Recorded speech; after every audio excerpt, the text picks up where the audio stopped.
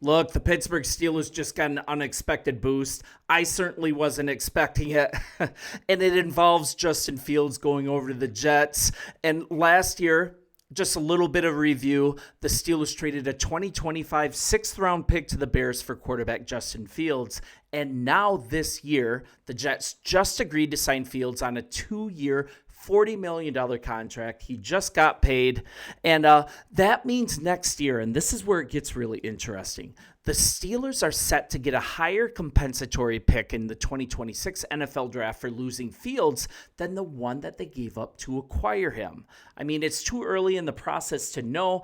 Usually these are figured out by a really complicated formula that the NFL uses, but suffice it to say, longtime compensatory pick analyst Nick Corte, that's what I have up here, he is saying for sure that the Steelers are going to get either a third-round pick or a fourth-round pick in the 26th draft, and that depends on whether Fields plays all the snaps or most of the snaps for the Jets in this upcoming season. And really, he's going to be there to take the snaps. It's just a matter of if he's going to stay healthy or not. So to kind of break this down, and this is so interesting to me, it's really good deal making. The Steelers also got Fields on top of this deal.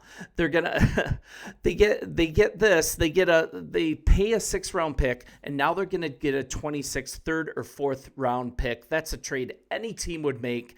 And on top of that, Pittsburgh got use of the player for the year. He helped them reach the playoffs by leading them to a 4-2 record in the games he started, and then he gave way to Russ. And you know what happened with Russ? Teams ended up figuring out his moonball. They actually figured out that if you cover Pickens, no one else could hurt them. Now that's changed with DK Metcalf. This is going to be a completely different story. Can't wait to see what happens with that. I will be watching with you. But you can argue a lot of things. You can argue if the Jets should have signed Fields to such a lucrative contract when the last 2 teams that he played for didn't want him. But you can't argue whether the Steelers handled the Fields acquisition wisely. It's just a really smart franchise move. And you got to think that smart franchises, they think about compensatory picks when they make these personnel decisions, when they make these trades. Because if you think about it, compensatory picks, if you're constantly accruing them, they really provide long-term value for a franchise. They help you build out your team. And the Steelers are going to benefit from this. They're going to benefit from trading for Fields in next year's draft, 2 years after trading for him and a year after letting him leave in free agency. So by making this move, getting Fields from the Bears with a 6th round pick, it's actually paid them for 2 successive years. One, the use of the player who actually balled out really well for you guys, and then also most likely a 3rd round pick in the following year's draft. That's how you smartly run a franchise.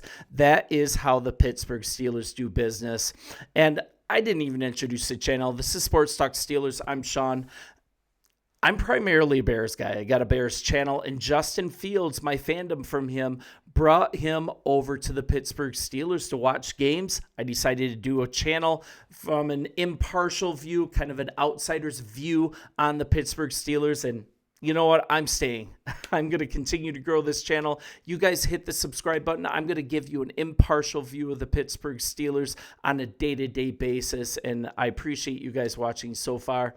We will continue through this offseason and into the regular season, and I think this is going to be an exciting team to watch. You've actually got some receiver strength. Your defense should be solid. The offensive line is coming together if people are healthy, and I think the arrow's pointing way up for the Steelers this year. You guys, let's chop it up in the comments. Let me know if you think that allowing Justin Fields to leave was the right thing to do, and I'll see you guys soon.